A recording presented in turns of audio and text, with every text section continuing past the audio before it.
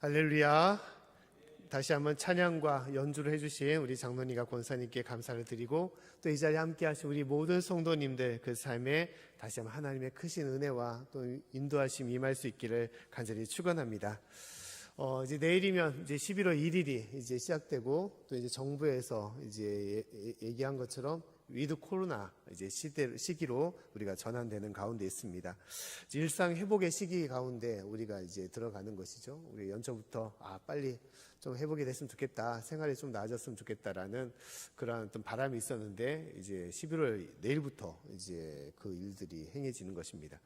근데 이제 위드 코로나 가운데 있지만 약간의 이제 약간 기대도 있고 또 소망도 있고, 또한 더불어서 걱정과 염려도 우리가 같이 가고 있는 것이죠. 생활이 이제 여러 사업장들이 이제 시간에 관계없이 이제 오픈이 되어서 예전처럼 동일하게 영업을 할 수 있고, 또 이제 우리가 원하는 그런 어떤 모임도 어느 정도 10명 이내에서 우리가 소모임도 사람들을 만나고 할 수 있는 가운데 있습니다. 또 이제 확진이 되어도 어떤 병원을 가거나 어떤 격리되는 곳에서 치료를 받는 것이 아니라 증상이 심하지 않으면 자가 격리하여 치료를 받는 좀 그런 어떤 편안도 있을 수가 있습니다. 또한 교회에서도 이제 50% 정도 교회 정원 수가 이제 좀 더 확장되는 그런 가운데 있는 것이죠. 근데 이제 문제는 무엇이냐? 아직까지 확진자가 줄어들지 않고, 심지어 오늘 봤는데 오늘도 아직 2,000명의 숫자가 이렇게 임하는 가운데 있습니다. 그래서 이제 여러 전문가들도 위드 코로나라고 확진자가 줄어드는 게 아니라 더 넓어지고 더 많아질 것이라 많은 그런 예측을 하고 있습니다. 근데 이제 정부로서는 이제 의료 체계가 어느 정도 준비가 되어 있고, 또 걸려도 백신을 많이 맞았기 때문에 이제 예전처럼 중하지 않은 그런 가운데 있을 것이다 라는 그런 기대로, 이제 또한 경제를 살리는 의미로 이제 위드 코로나로 이제 급하게 넘어가고 있는 가운데 있는 것이죠.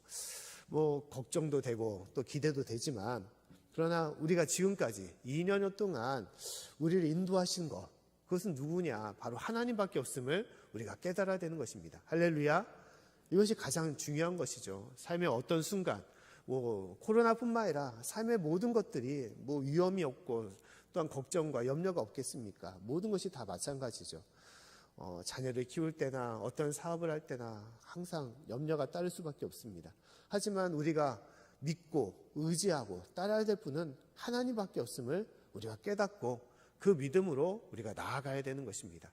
사랑하는 성도 여러분, 진실로 우리가 힘든 시기를 우리가 보내고 있고, 또 광야 같은 이 척박한 시기 가운데 있지만, 그러나 나를 인도하시는 분, 또 나를 지키시는 분은, 또 우리 가정을 책임져 주시는 분은 하나님이시다는 그 믿음으로 우리가 함께 나갈 수 있기를 간절히 축원합니다. 할렐루야. 오늘 말씀에서는 우리가 살아가는 데 있어서 어떠한 삶, 어떠한 마음가짐으로 살아가느냐에 따라서 그 삶의 모습이 달라지는 것을 우리가 볼 때가 있습니다. 단순한 이런 이야기가 있습니다. 어느 날 주일 아침에 한 어머니가 한 아들을 깨웠다고 합니다. 교회 갈 시간이 다 되었는데, 예배 드릴 시간이 있는데 아직 일어나지 않은 거예요. 그래서 애를 이제 방에 들어가서, 야, 일어나라. 교회 가야 되지 않겠니? 라면서 이제 깨운 거예요. 근데 아들이 대답하기를 다음같이 대답했다는 것입니다. 엄마, 오늘은 교회 가기 싫습니다. 제가 교회 가기 싫은 두 가지의 이유가 있는데, 첫 번째는 교회 가면 나를 싫어하는 사람들이 있어요. 그리고 그 사람들 때문에 두 번째, 저는 교회 가기 싫습니다라고 그렇게 얘기를 한 거예요. 그러니까 어머님이 대답하기에 폭폭해가지고 다음같이 얘기를 했습니다. 야, 그래도 네가 교회에 가야 될 세 가지 이유가 있어. 그 세 가지 이유는 뭐냐? 첫 번째, 너를 싫어하는 사람도 있겠지만 너를 좋아하는 사람도 있지 않느냐? 그 사람들도 있으니까 네가 넓은 마음으로 가야 되지 않겠냐라고 얘기를 했던 것입니다. 그리고 두 번째 대답하기를, 네가 가야 될 이유는 네가 59살이나 되지 않았냐? 59이나 되었는데, 야, 이제 좀 철이 들어야 되지 않냐? 어떻게 싫고 좋고를 따지고 하느냐? 이제 너도 좀 알아들을 때가 됐으니까 가야 되지 않겠냐라고 얘기했다는 것입니다. 그리고 세 번째로, 네가 가야 될 이유는 뭐냐? 네가 그 교회 담임 목사가 아니냐? 그러니까 네가 가야 되지 않겠냐라고 그러는 뜻에서 이불자리를 걷었다는 것입니다. 이제 우스갯소리죠. 이런 목회자가 어디 있겠습니까? 하지만 우리가 예배를 참석하는 거, 또 와서 찬양하며 말씀을 나누고 기도하는 것, 이것이 무엇이냐? 형식적으로 나와서는 안 되는 것이고 참된 은혜와 기쁨이 우리 가운데 있어야 우리가 진실된 예배를 드리고 하나님 앞에 나오는 것입니다. 사랑하는 성도 여러분, 삶의 여러 가지 모습 속에서 참된 가치, 참된 이유와 그 뜻을 우리가 붙잡고 나아가만이 그것이 진정한 삶의 모습이 될 수가 있는 것입니다. 오늘의 말씀 보면 삶에 있어서 우리가 어떠한 마음과 어떠한 모습을 통해서 우리가 나아가야 하냐에 따라서 그 삶이 바뀌어졌던 그런 사람에 대해서 얘기를 하고 있습니다. 그 사람은 누구냐? 오늘의 말씀에 있는 사마리아 여인이라는 것입니다. 이 여인은 이제 오늘 말씀 보면 한 우물가에 나와서 이제 물을 기르러 나온 그런 모습을 보게 될 수가 있습니다. 오늘 6절과 7절 말씀 한번 같이 읽어보도록 할까요? 6절과 7절 시작. 거기 또 야곱의 우물이 있더라. 예수께서 행로에 권하여 우물 곁에 그대로 앉으시니 때가 제6시쯤 되었더라. 사마리아 여자 하나가 물을 길러 왔음에 예수께서 물을 좀 달라 하시니. 자, 이 여인이 어떻게 했습니까? 야곱의 우물이라는 곳에 나와서 물을 기르러 왔다라고 얘기를 하고 있습니다. 근데 그 나온 때가 어느 때냐? 제6시라고 얘기를 하고 있는 것이죠. 근데 당시 6시라는 말은 유대인의 시간을 얘기하는 것입니다. 지금으로 따지면 이 시간은 구체적으로 어떤 시간이 되냐면 낮 12시를 말하는 거예요. 낮 12시. 한 정오, 대낮에 이 여인이 물을 기르러 이 우물가로 나왔다는 것입니다. 근데 당시 이스라엘은 광야죠. 뜨거운 곳입니다. 그 때문에 대낮에 우물에 나왔다는 것은 이것은 좀 평상시의 모습과 다르다는 것을 우리는 볼 수가 있습니다. 당시의 우물이라는 것은 뭐 여인들의 빨래터와 같이 많은 이들이 모여서 대화를 하고 서로의 소문을, 근황을 물어보고 함께 이야기의 꽃을 피울 수 있는 사랑채와 같은 곳입니다. 그런 곳이에요. 그 때문에 대부분 물을 기르러 올 때 사람들이 많이 몰려있는 아침 이런 시간이나 저녁 서늘한 시간에 오게 되는 것이죠. 근데 이 여인이 가장 뜨거울 때, 가장 대낮에 이 우물에 나와 있는 이유는 무엇이냐? 나온 이유는 사람을 피해서 나왔다는 거예요. 사람을 피해서. 사람 만나는 것이 싫고 또 그 이유는 그 마음의 상처와 걱정이 또한 여러 삶의 모습들이 있음을 볼 수가 있는 것입니다. 동네 사람들에게 손깍자를 당하고 외면을 당하는 여인이었음을 우리가 볼 수가 있다는 것이죠. 그 구체적인 내용은 우리가 알 수 없지만 이후에 예수님의 대화 속에서 그 모습을 우리는 대충 볼 수가 있습니다. 그 이유는 무엇이냐? 이 남자의 문제라는 거예요. 남편에 관한 문제라는 것입니다. 오늘 16절부터 19절까지의 말씀을 한번 같이 보도록 하겠습니다. 제가 말씀을 읽어드리겠습니다. 가라사대 가서 내 남편을 불러오라. 여자가 대답하여 가로되 나는 남편이 없나이다.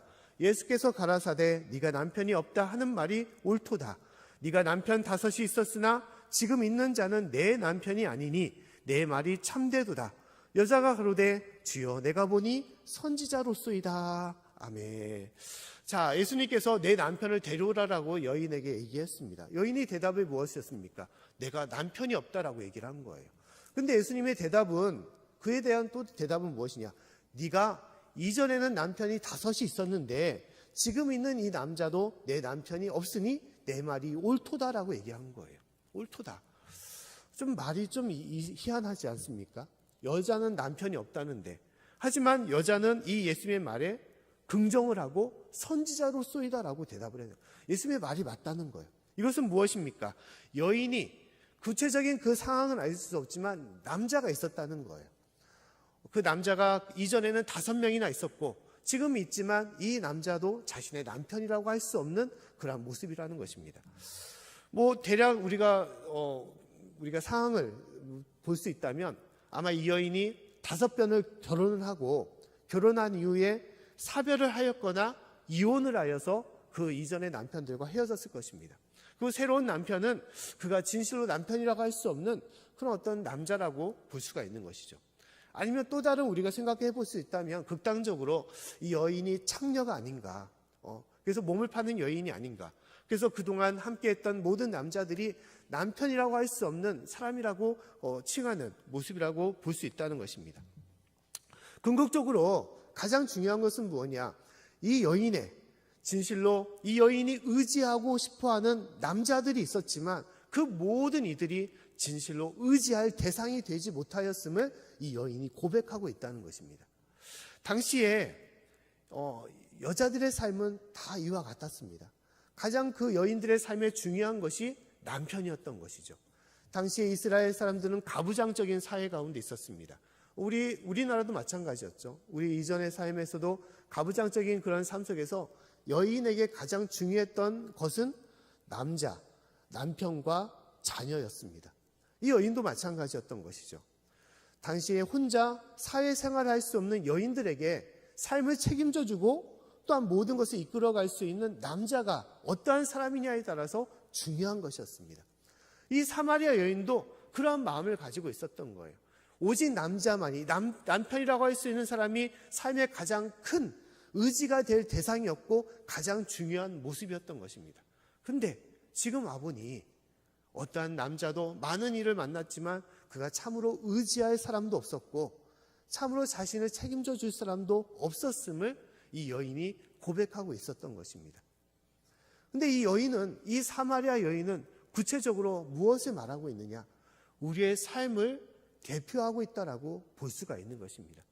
우리도 살아가면서 무엇인가를 의지하고자 할 때가 많이 있습니다. 그것이 우리가 행하는 사업이 될 수도 있고 직장이 될 수 있고 또한 물질이 될 수도 있습니다. 또 어떤 때는 내가 의지하는 사람이 될 수도 있는 거예요. 내 남편과 아내나 부모나 자녀가 될 수 있고 내 친한 친구가 될 수도 있습니다. 어떤 사람의 줄을 잘 서서 그 사람의 덕을 보고자 하는 것들이 대부분의 사람의 심리라고 할 수가 있는 것이죠. 또 어떤 사람들은 어떤 나의 출세를 내가 의지하여 살아갈 때도 있습니다. 또 어떤 사람은 투기하여 복권에 당첨되기를 바라거나 아니면 아파트나 땅을 사서 큰 대박을 또한 이루고자 하는 사람들의 마음이 있을 것입니다. 그러나 중요한 것은 무엇이냐? 이 세상에 의지하고자 하는 모든 것들이 영원하지 않다는 거예요. 할렐루야! 이것이 중요한 것입니다. 잠깐의 의지가 되고 내가 도움이 될 수 있겠지만 그 어떤 것도 영원할 수가 없다는 거예요. 그것이 남편이 될 수도 있고 아내가 될 수도 있고 자녀가 될 수도 있습니다. 내 사업과 내 일이 될 수도 있는 거예요. 내 재산이 될 수 있고 내 능력이 될 수도 있습니다. 하지만 그 어떤 것도 영원히 나의 삶을 책임져주고 나의 삶을 이끌어갈 수 있는 것이 되지 못한다는 거예요. 이것이 인생의 가장 불행하고 안타까운 모습인 것입니다. 이 여인이 그랬던 것처럼 오직 나에게 참된 남자만 만난다면, 남편만 있다면 내 삶이 꽃이 피고 열매를 맺을 텐데 오직 그것만을 바라봤는데 그 모든 것들이 허황되고 그 모든 것들이 온전해지지 않았다는 것입니다.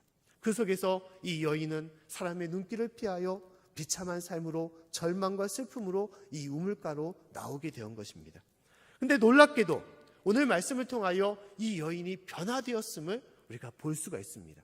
그것은 무엇을 통해서 이루어진 것이냐? 오직 예수님을 통하여 그 모든 것이 이루어졌음을 말씀을 하고 있는 것입니다. 자, 오늘 이 우물가에서 이 여인은 누구를 만났느냐? 예수님을 만났다라고 말씀을 하고 있습니다. 그 예수님께서 이 여인에게 먼저 물을 달라고 얘기를 하신 거예요.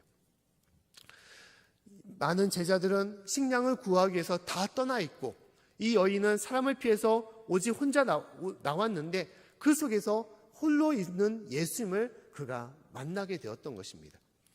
그 예수님은 그 여인에게 물을 달라고 얘기한 것이죠. 그런데 이 물이라는 것은 예수님께서 이 물을 얘기하신 것은 무엇이냐? 그 여인에게 가장 중요한, 그가 여인이 생각했던 남편보다도 더 중요한 것을 주시고자 이 물에 관해서 말씀을 하신 거예요. 그 내용은 9절과 10절 말씀에 다음과 같이 말하고 있습니다. 우리 9절과 10절 말씀을 같이 한번 읽어보도록 하겠습니다. 자, 시작. 사마리아 여자가 가로되 당신은 유대인으로서 어찌하여 사마리아 여자 나에게 물을 달라 하나이까 하니 이는 유대인이 사마리아인과 상종치 아니함이로라. 예수께서 대답하여 가라사대 네가 만일 하나님의 선물과 또 내게 물 좀 달라 하는 이가 누구인 줄 알았다면 네가 그에게 구하였을 것이요 그가 생수를 내게 주었으리라. 아멘. 자, 여인이 대답하기를 다음같이 얘기하죠. 당신은 유대인인데 어찌 나에게 말을 거십니까? 유대인과 사마리아인은 상종치 않습니다. 원수 같은 관계이기 때문에 하지 않습니까? 근데 어찌 물을 달라고 하십니까? 그래서 예수님께서 말씀하기를 네가 이 물을 좀 달라고 하는 이가 내가 누구인지를 네가 알았다면 오히려 네가 나에게 생수를 달라고 했을 것이다 라고 말씀을 하고 있는 것입니다. 예수님께서 이 처음 본 여인에게 물을 달라고 하셨던 것은 물을 얻고자 이 말씀을 하신 것이 아니라는 거예요. 더 중요한 것은 무엇입니까? 생수에 대해서, 영원한 물, 영원한 그 생명의 물에 대해서 말씀을 하고자 이 이야기를 하신 것입니다. 그리고 오늘 13절부터 15절까지의 말씀에 다음같이 말씀을 하고 있습니다. 우리 말씀을 같이 읽어보도록 하겠습니다. 자, 시작. 예수께서 대답하여 가라사대 이 물을 먹는 자마다 다시 목마르려니와 내가 주는 물을 먹는 자는 영원히 목마르지 아니하리니 나의 주는 물은 그 속에서 영생하도록 솟아나는 샘물이 되리라. 여자가 가로되 주여 이런 물을 내게 주사 목마르지도 않고 또 여기 물 길러 오지도 않게 하옵소서. 아멘. 자, 예수님께서 말씀하시는 이 물은 어떠한 물입니까? 야곱의 우물에서 빚는 물이 아니라는 거예요. 우리가 일상적으로 먹는 물이 아니라 영원한 물, 영원한 생명의 물을 말하는 것입니다. 삶에 있는 물은 먹어도 목마르고 갈급함이 따를 수밖에 없지만 예수님께서 주시는 물은 영원히 목마르지 않는 생명의 물임을 말씀하는 것입니다. 하나님의 양식의 물이며 그것은 우리를 소생케 하는 구원의 물임을 말씀하는 거예요. 능력의 물임을 말씀하는 것입니다. 이것을 내가 너에게 주기를 원하느니 네가 받으라라고 말씀을 하고 있는 것입니다. 예수님께서는 이것을 위하여 이 우물가, 이 사마리아의 땅에 오신 것이고 이 사마리아 여인에게 이것을 주고자 했다는 것입니다. 세상에서 보이는 것, 세상을 의지하여 그것에서 자신의 목마름을 채우고자 했던 이 여인에게 그러나 그 모든 것들이 헛된 것이고 그 모든 것들이 영원한 갈급함을 채우지 못하는 것을 말씀하시고 더불어 너에게 가장 중요한 것은 이 영생의 물, 영원한 생명임을 주님께서는 말씀하시고 이것을 먹으라라고 얘기하시는 것입니다. 특히 이 영생수는 누구냐? 바로 예수님이심을 말씀하는 것입니다. 할렐루야. 이것이 우리의 삶에 가장 중요한 것임을 말씀하는 거예요. 우리도 마찬가지입니다. 우리도 살아가면서 우리도 이 땅에서 우리가 의지할 것, 우리가 구하는 것을 통하여 우리의 갈급함을 채우려고 할 때가 많이 있습니다. 하지만 앞에서 말씀드린 것처럼 이것은 영원하지도 않고 영원히 채워지지도 않습니다. 먹어도 또 배고플 수밖에 없고 먹어도 더 목마르고 갈급할 수밖에 없습니다. 영원한 공허함과 영원한 허전함과 우울함감이 남을 수밖에 없는 것이 세상적인 모든 거예요. 아무리 내가 성공해도 끝이 없는 거예요. 아무리 내가 채워도 많이 내가 모아도 차지 않는 것이 우리의 인생의 모습인 것입니다. 모래가에 쌓아놓은 모래성처럼 그것이 화려하고 웅장해 보여도 한순간에 밀려오는 바다처럼 무너지고 사라지는 것이 우리의 인생의 모습인 것입니다. 우리는 그 헛된 것을 쫓아서 살아오지만 그러나 그 인생에 남아있는 것은 비참함과 절망함과 우울함밖에 남아있지 않는 거예요. 그 가운데 예수님께서 말씀하시는 것은 진실로 목마르지 않는 영원히 채워지고 남을 수밖에 없는 하나님께서 주시는 이 영생수, 이 영원한 생명을 먹고 마시라라고 말씀하는 것입니다. 할렐루야. 이것이 가장 중요한 거예요. 우리 삶에 있어서 가장 중요한 것은 뭐냐? 참된 예수님을 만날 때 그 인생이 변화되고 이 인생이 온전한 삶으로 변화될 수 있음을 하나님께서 말씀하는 것입니다. 비참함 속에서 살아갈 수밖에 없던 이 사마리아 여인이 예수님을 만남을 통하여 그 여인이 어떻게 했습니까? 기쁨이 넘치게 되었습니다. 활기가 넘치게 되었고 생명력이 넘치게 되었습니다.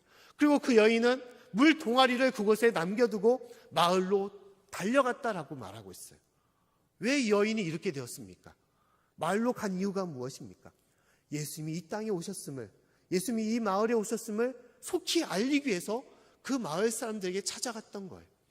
이전에는 사람들 만나기가 힘들고 비참하여 피했던 여인이었지만 이제 이 사람들을 찾으러 나아갔던 것입니다. 왜냐하면 기쁨이 있기 때문에, 예수를 만난 그 은혜가 있기 때문에, 그 놀라움 속에서 이제는 그가 먼저 자진하여 이 마을 사람들을 찾으러 갔던 것입니다. 심지어 가장 귀한 재산이라고 할 수 있는 물 항아리를 다 제쳐버리고 놓아버리고 속히 그 마을로 갔다는 것입니다.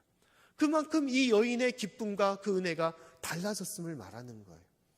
전에는 모든 것이 허무하고 모든 것이 슬픔과 절망밖에 없고 사람 만나기가 비참했던, 살아도 살아있는 것 같지 않은 인생이었지만 예수님을 통하여 그의 참된 모습이 바뀌게 된 것입니다. 무엇이 진실로 내 삶에 중요한 것인지, 내가 진실로 무엇을 의지해야 될 것인지, 내가 무엇을 더 찾아야 될지를 이 여인이 깨닫고 그 삶이 변화되었음을 말씀하는 것입니다. 사랑하는 성도 여러분, 우리 삶에도 마찬가지입니다. 우리 삶의 가장 귀한 것이 무엇이냐? 우리 삶의 참된 보배가 되신, 참된 은혜와 능력과 생명이 되신 예수님이심을 우리가 믿고 살아갈 수 있기를 간절히 축원합니다. 예수님만이 우리의 참된 은혜가 되는 거예요. 예수님의 말씀처럼, 비유의 말씀처럼 밭에 감추인 진주를 우리가 발견할 때 그 장사치는 자신의 모든 재산을 팔아서 그 진주를 찾으려고 한다고 말씀하고 있습니다. 그 진주가 무엇이냐? 예수님이라는 거예요. 우리 삶의 가장 큰 보배와 진주가 예수님이다라고 말씀하고 있습니다. 이 진주를 얻을 때만이 우리에게 능력이 있고, 우리의 기쁨이 있고, 우리의 소망이 있고, 영원한 생명과 구원과 천국이 있음을 말씀하는 거예요. 이것을 이루는 자만이, 얻는 자만이 그 삶이 변화되고 놀라운 역사로 바뀌어짐을 말씀하는 것입니다. 단순한 예를 들게 된다면, 참으로 허름한 이제 거지가 이제 깡통을 차고 이제 구걸을 하러 날아갔을 때 어느 순간에 이 거지가 복권에 당첨됐다고 생각해 보십시오. 그럼 어떻게 되겠습니까? 가지고 있던 소중한 깡통도 다 차버리게 되는 것이고, 새롭게 목욕 재개를 하고 새로운 옷으로 갈아입고 새로운 삶으로 시작할 수가 있는 것이죠. 복권의 의미가 무엇입니까? 우리 삶의 이 복권의 의미가 바로 예수님과 같다는 것을 우리가 알아야 되는 것입니다. 예수님을 만나는 사람만이 참된 기쁨을 우리가 얻을 수 있고 그 가운데 설 수가 있는 것입니다. 우리가 예배를 드리는 것, 하나님께 나오는 것, 이것이 단순한 형식적으로 되지 않고 내가 기쁨과 소망으로 나올 수 있는 것은 참된 예수님을 만날 때만이, 그 은혜 가운데 설 때만이 그 가운데 임하는 것임을 우리가 깨달아야 되는 것입니다. 사랑하는 성도 여러분, 진실로 온전한 예수님, 나의 참된 예수님을 만나고 그 예수님을 통하여 큰 은혜와 능력 가운데 거할 수 있기를 간절히 축원합니다. 제가 아는 한 분이 있습니다. 그분이 어느 날 저한테 만나자고 얘기를 하시더라고요. 그리고 말씀을 전하는데 어떤 말씀을 하시냐, 다음 같은 이야기를 하는 거예요. 자기가 신학교로 가겠다는 거예요. 그리고 목회를 하겠다라고 말씀을 하는 것입니다. 나이가 40이 넘고 가정을 이뤘고 사업까지도 하셨던 분이신데 갑자기 신학대학교로 들어가서 공부를 하겠다, 또 하나님의 일을 감당하는 목회자, 종이 되겠다라고 얘기를 하신 것입니다. 참 많이 놀란 거죠. 생각지도 못했던 말씀인데 젊을 때부터 공부를 해가지고 목회를 하는 것도 쉽지 않은데 나이가 들어서 이렇게 새로운 일을 한다는 것이 참 많이 걱정도 되고, 참 잘할 수 있을까, 또 이것을 감당할 수 있을까 많은 염려가 있었습니다. 근데 이제 딱 보게 되면 단순히 감정적으로 갑자기 어느 순간에 그런 들끓는 그런 감정에서 하신 말씀이 아니라 깊이 기도하고 또 묵상하고 또 하나님의 받은 그 은혜가 충만해서, 그래서 마지못해서 이렇게 결단하고 저한테 먼저 고백한다라고 얘기를 하시더라고요. 그래서 이제 제가 무엇을 얘기했겠습니까? 그럼 하십시오라고 얘기를 했습니다. 하십시오. 그리고 제가 이를 위해서 같이 기도하겠습니다라고 그렇게 얘기했습니다. 그리고 지금은 이제 해남에 있는 영암이죠. 전남 영암에 있는 한 교회에서, 시골 교회에서 목회를 하고 계십니다. 그래서 거의 평일 모든 날을 교회에서 생활을 하고 계세요. 먹고 자고 기도하고 새벽 예배 쌓고, 성도들도 많지 않습니다. 10명도 채 안 되는 곳인데 진실로 그 가운데서 사역을 하십니다. 근데 놀라운 것은 그 삶이 완전히 변화가 되었다는 거예요. 완전히 변화가 되었습니다.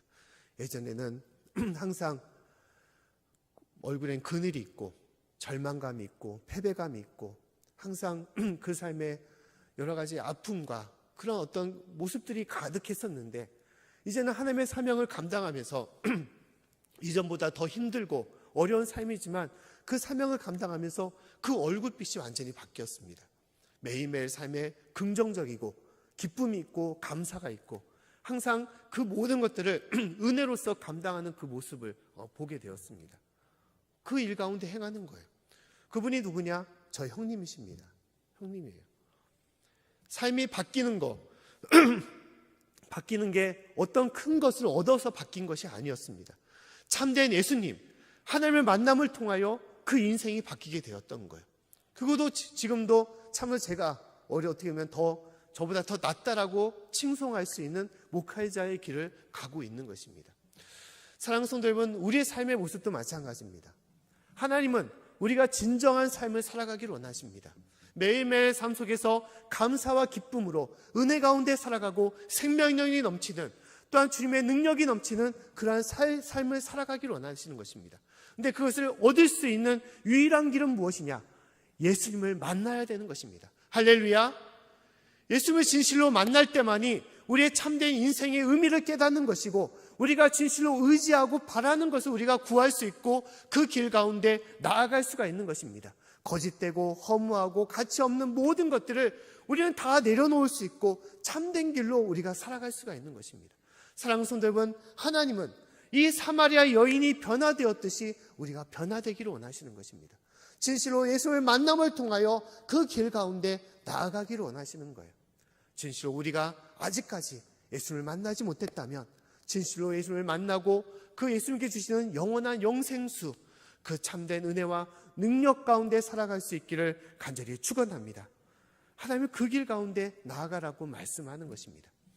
그리고 오늘 말씀을 통하여 이 사마리아 여인은 자진하여 하나님의 예수님께서 이 마을에 오셨음을 전하였다라고 얘기를 하고 있습니다. 전한 이유는 무엇입니까? 예수님께서 강요하신 것이 아니에요. 누가 그에게 부탁한 것이 아니었습니다. 오직 그는 기쁨으로 그 은혜가 충만하여 그가 진실로 황급하게 이 마을 사람들을 향해서 말씀을 전했던 것이죠. 어서 와보십시오. 예수님이 우리 마을에 왔습니다. 야곱의 우물가에 바로 예수님이 있습니다. 그 메시아 구원주가 오셨습니다라고 그 마을 사람들에게 전하였다는 거예요. 그리고 그 마을 사람들이 예수님께 나와 예수님을 보게 되었고 그 마을 사람조차도 변화되었음을 얘기하고 있습니다.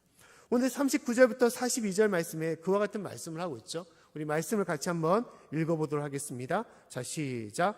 여자의 말이 그가 나의 행한 모든 것을 내게 말하였다 증거하므로 그 동리 중에 많은 사마리아인이 예수를 믿는지라. 사마리아인들이 예수께 와서 자기들과 함께 유하기를 청하니 거기서 이틀을 유하심에 예수의 말씀을 인하여 믿는 자가 더욱 많아 그 여자에게 말하되 이제 우리가 믿는 것은 내 말을 인함이 아니니 이는 우리가 친히 듣고 그가 참으로 세상의 구주신 줄 알미니라 하였더라. 아멘. 자, 이 많은 사마리아인들이 예수님께 나와 예수님을 만나고 그들이 예수님을 통하여 복음을 접하고 믿게 되었다라고 얘기를 하고 있습니다. 당시에 유대인들이 예수를 믿는 것이 쉬운 것이 아니었습니다. 그 걸림돌인 율법이 있고 바리새인들과 서기관들이 있었습니다. 근데 더욱더 이 사마리아의 사람들이 예수를 믿었던 것은 더 쉽지 않았던 거예요. 왜냐하면 그들은 우상을 섬겼기 때문인 것입니다. 그 사람들이 지금 이 사마리아 여인을 통하여 복음을 알게 되었고 그 속에서 예수를 만나 놀랍게도 그 마을 사람들이 예수를 믿고 따랐다라고 얘기를 하고 있습니다. 이것이 예수님의 놀라운 역사인 것입니다. 이 사마리아 여인이 이 예수님의 소식을 전했던 것은 그 안에 감출 수 없는, 그 안에 자신이 제어할 수 없는 그 하나님의 은혜와 축복이 가득하였기 때문에 이렇게 행하였음을 말씀하는 거예요. 내가 예수님을 만났더니, 예수님의 이 말씀을 들었더니 참된 기쁨이 여기 있구나, 은혜가 여기 있구나, 그것이 넘쳐나서 그 여인이 동네 사람들의 전에 말씀을 전했던 것입니다. 하나님의 복음과 하나님의 기쁨과 은혜는 그와 같은 거예요. 바다와 같이 우주와 같이 찬란한 그 은혜가 우리 가운데 임하게 된다면, 진실로 예수를 만나게 된다면 그 기쁨으로 우리는 자제할 수 없이 그 모든 것을 전할 수밖에 없음을 얘기하는 것입니다. 이것은 단순하게 사명이기 때문에, 하나님의 명령이기 때문에 행하는 것이 아니라 너무너무 기쁘고 감사와 은혜가 넘치기 때문에 행할 수밖에 없는 거예요. 와 봐라, 와서 예수님을 믿어라, 교회에 나오라라고 전하는 것입니다. 함께하는 모든 가족들에게, 친구와 친척들에게 이 하나님의 복음을 전하는 것입니다. 이 은혜로 하나님께서 우리가 함께하기를 원하시는 것입니다. 하나님이 주시는 이 생명은, 이 생수와 같은 이 은혜는 이 다이나마이트와 같은 폭발력이 있음을 우리가 알아야 되는 것입니다. 폭탄이라는 것은 어떻게 되어 있는 것이냐? 평상시에는 아무 위험스러움이 없는 그런 물체가 되는 것이죠. 근데 이제 그곳에 이제 산소 반응을 인해서 화학작용이 일어나게 되면 엄청난 에너지가 분출하게 되는 것입니다. 그래서 큰 불이 나고 큰 이제 폭발이 일어나게 되는 것이죠. 근데 그 폭탄 중에서 가장 위협적인 폭탄이 어떤 폭탄이냐? 핵폭탄이라고 얘기를 하죠. 조그만한 물체지만 그것이 폭발함을 통해서 그 열 에너지가 한 도시를 태우고 한 나라를 태울 수 있는 엄청난 에너지와 그런 물건이, 위험물이 되게 되는 것입니다. 근데 이 막대한 에너지 같은 것이 무엇이냐? 바로 복음이라는 거예요.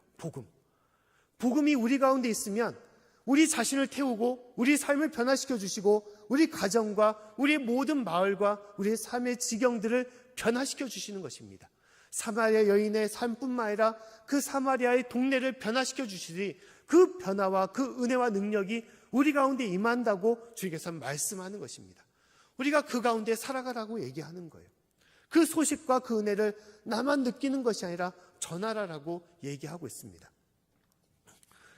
올림픽의 운동 중에서 가장 꽃이라고 할 수 있는 운동이 어떤 운동입니까? 마라톤이라고 하는 운동입니다. 이 42.195km를 끊임없이 달리는 운동이라고 하는 것이죠. 근데 이 마라톤이 생기게 된 기원은 무엇이냐? 전쟁을 통해서 이 운동이 시작이 되었다는 거예요. 이제 전쟁을 이제 하게 되면 그의 승패가 갈리게 되지 않습니까? 근데 그것을 전하는 군인이 있습니다. 이 군인은 하루속히 이 전보를 전해야 되는 거예요. 이기고 졌음을 전해야 되는 것입니다. 왜냐하면 이 성읍에 있는 사람들이 그것을 눈 꽂고 기다리고 있기 때문인 것입니다. 그 전쟁에서 지게 되면 이 사람들은 모든 것을 다 빼앗기기 때문에 황급히 도망을 가야 되는 거예요. 그리고 전쟁에 참여했던 남편과 아내가 무사한지 그것을 진짜 손꼽아 기다리고 있었던 사람들이 이 성읍의 사람들이었습니다. 그리고 제발 이기기를 바라는, 매일매일 기도하면서 이기기를 바랐던 사람들이 이 성읍의 사람들이었던 것이죠. 그래서 그들에게 하루속히 빨리 이 승전보를 전하기 위해서 이 군인은 진실로 거친 숨을 내쉬면서 이 오랜 거리를 42.195km라는 이 긴 거리를 달려오게 되는 것입니다. 그래서 어떤 군사는 너무너무 급하게 달려오다가 마침내 승전가를 전하고 죽는 그런 일도 생기게 되는 것이 이 마라톤의 이 기원인 것이죠. 그런데 이 승전가, 이 승전보, 이것을 헬라어로 무엇이라고 말씀하냐? 헬라어로 유앙겔리온이라고 얘기를 합니다. 유앙겔리온. 이것은 달리 말하면 무엇이냐? 복음이라는 거예요. 복음. 가장 복된 소식. 우리가 이겼다. 우리가 이 싸움에서 이겼다라는 그 소식, 이 유앙겔리온이 복음이라는 거예요. 근데 이 복음은 누구의 소식입니까? 바로 예수님의 소식이라는 거예요. 전쟁에서 이겼다라는 이 소식처럼 우리의 삶의 가장 큰 소식이 무엇이냐? 복된 소식이 바로 예수님이라는 것입니다. 할렐루야. 예수님이 우리 가운데 오셨습니다. 예수님이 우리를 살리셨습니다. 하나님이 우리의 생명과 우리의 모든 것을 인도하시고 우리를 구원하셨습니다. 이것이 가장 복된 소식임을 말씀하고 있는 거예요.